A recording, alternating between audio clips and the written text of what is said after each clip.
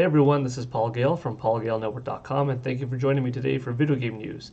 It is January 6th, 2021, and these are the top stories of the day.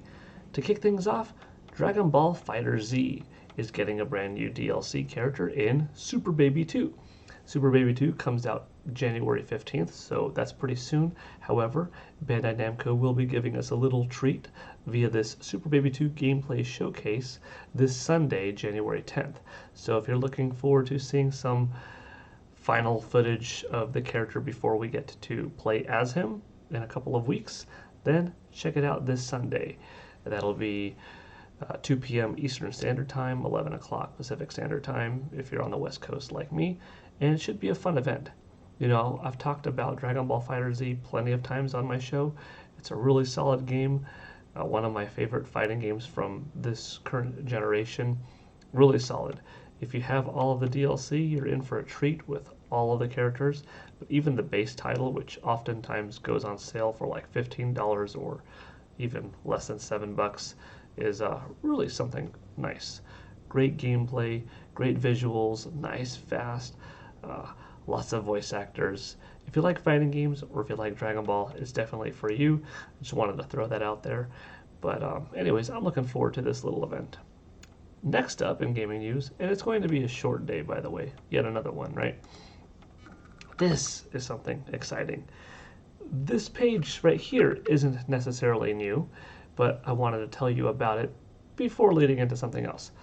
This is one of my favorite companies, First Four Figures. They do video game statues. They have different lines of statues in high quality polystone that go for, several $100s oftentimes.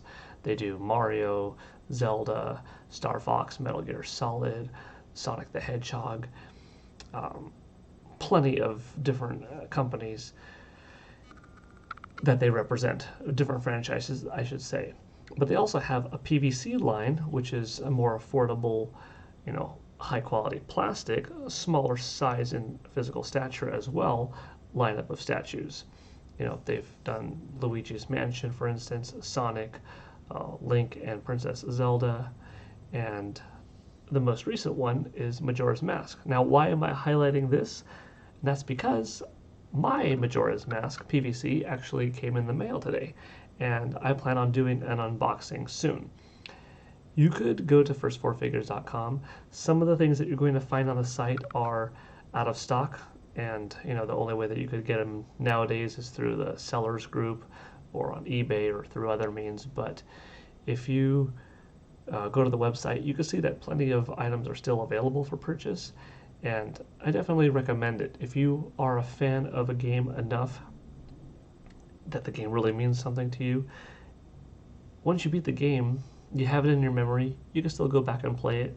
If you want to keep it more fresh on your memory, some games are more popular than others and have an amiibo or a figurine, a poster, a t-shirt perhaps, but a statue kind of helps solidify that game's existence in your mind by bringing it out onto your shelf in your bedroom, in your living room, as part of your entertainment center. And a statue of a game is really cool. It helps, just add a little bit more oomph to your daily life, to your passion, your video game hobby. I have several First Four Figures statues, both polystone and PVC, and they're well worth it. I plan on doing an unboxing video soon of my Majora's Mask, so stay tuned for that. Next up in gaming news today, this is an unfortunate portion of the news, as sometimes we do have that, so we have to go over it. Netflix will be ending on Wii U and 3DS this June 30th. You can still download it, but that's going to go away soon. And as of June 30th, even if you do have it downloaded, if you have been previously using it, it just won't work at all anymore. That's the final date. So that's kind of too bad, but I guess I understand why. Both technology and Wii U and 3DS are older. You would think, how difficult is it to just let it run? But if it costs more money for Netflix to have it running, then people are using it and it's just not productive anymore to maintain updates and all of this kind of stuff and keep feeding the signals and so forth, then I suppose that's why it, eventually has an end of service. But if it was minimal effort, if it was no cost, then I would say, why not just leave it? But there obviously has to be something behind the scenes that causes a cancellation like this. And that being said, it's also interesting that here we are, a couple of months shy from Nintendo Switch turning 4 years old, and we still don't have Netflix on Nintendo Switch. We've got Hulu, and that's great, but Netflix is the leader, has been the leader in streaming. And of course, with Disney Plus nowadays and HBO Max getting more and more popular, it'll be interesting to see, a year from now, do we have a new number one most user base in a streaming device service? That came out weird. Will we have a new number one leader in amount of users on a streaming service? That's what I meant to say. But anyhow, Netflix still not on Nintendo Switch. That's surprising.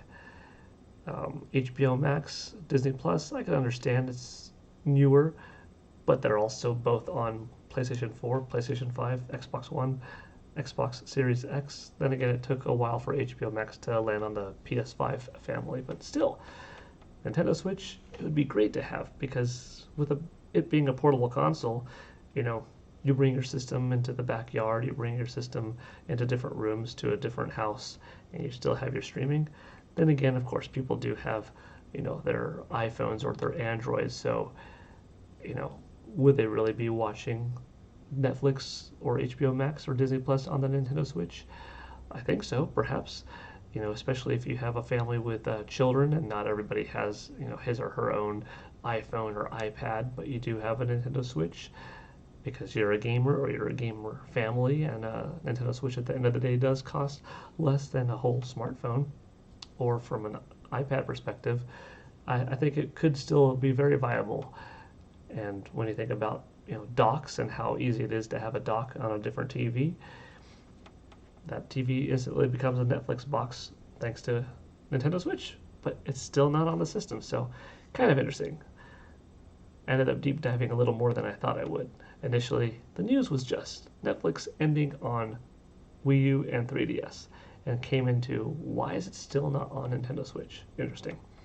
And finally today in video game news, one more reminder, tomorrow morning, it's time, 6 a.m. Pacific Standard Time, just several hours away, we're going to get the Monster Hunter Rise presentation. I plan on doing a reaction video to it.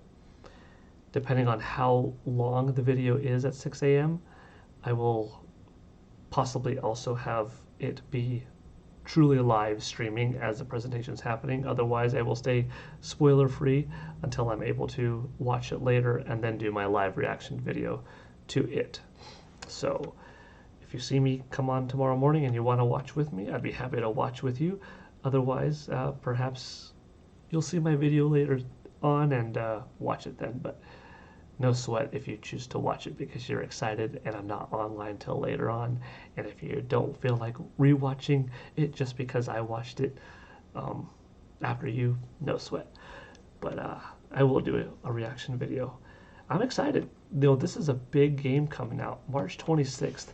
This, for Japan, has the potential to be as big as Animal Crossing was for Japan in March of 2020. The game did huge at launch, carried on through April, and really did big numbers throughout the rest of the year in Japan. Animal Crossing in the United States and the rest of the world also had that same impact. Giant in March, April, May, continued the rest of the year. Monster Hunter Rise, as a series, Monster Hunter is starting to get bigger and bigger, especially World really helped it in new territories in the West, in North America and Europe, do better than Monster Hunter traditionally does outside of Japan. So Rise, I think, should do better than previous entries. Will it do better than World? Maybe, maybe not. But it is on Nintendo Switch. It is on a system that's on fire. I don't think the game's going to do, Animal Crossing numbers in North America or Europe or Australia. But in Japan, I wouldn't be surprised if the game really sells a lot. And hopefully it's a really solid game, and hopefully, if it is that good, it gets the sales that it deserves in the West, in Japan, in Europe, Australia, everywhere, because I'm really pumped. This is a built from the ground up Monster Hunter game for Nintendo Switch. One of the most logical decisions that a developer can make this generation is put in the effort. Don't do a lazy port. Don't do a port that's years old from a game that came out on a previous system. Throw it on Nintendo Switch and say, oh, I wonder why it didn't sell well. No, make something new. Put in some good money. Build something from your back catalog of franchises, something that's established, but make it new and of high caliber for Nintendo Switch, and watch it do well. It's going to succeed. This is going to be a very profitable game for Capcom, I feel. And yeah, I'm just excited. Anyways, like I said, shorter day's worth of news, but let me know what you thought. Were you a big supporter of Netflix on Wii U and 3DS? Did you not even use it on those systems because you already have it on TV, on different consoles, or on your smartphone? Are you looking forward to Monster Hunter? Do you have any video game statues? Let me know what you thought about today's video. And as always, thank you for watching. I appreciate your time. Take it easy, and yeah, see you next time. Have a good one. Bye.